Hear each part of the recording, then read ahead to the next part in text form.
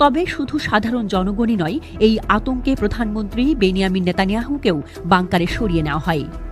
Israeli সংবাদ মাধ্যম channel 14 নিশ্চিত করেছে যে তখন নেতানিয়াহু ইসরায়েলের পার্লামেন্ট নেসেটে ছিলেন এবং হামলার সতর্কতা পাওয়ার পরই তাকে দ্রুত নিরাপদ আশ্রয়ে সরিয়ে নেওয়া হয়। হামলার পরই আতঙ্ক ছড়িয়ে পড়ে ইসরায়েলের বিভিন্ন অংশে।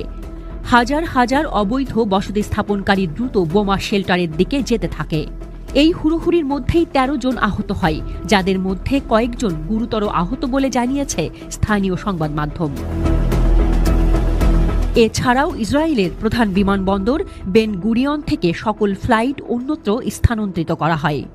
এয়ার ট্রাফিক কন্ট্রোল সূত্রে জানা গেছে, হামলার পরপরই নিরাপত্তাজনিত কারণে বেশ কিছু ফ্লাইট বাতিল করা হয়। হামলার কিছুক্ষণ পর ইসরায়েলের প্রতিরক্ষা বাহিনী জানায়, এই ক্ষেপণাস্ত্রটি সৌদি আরবের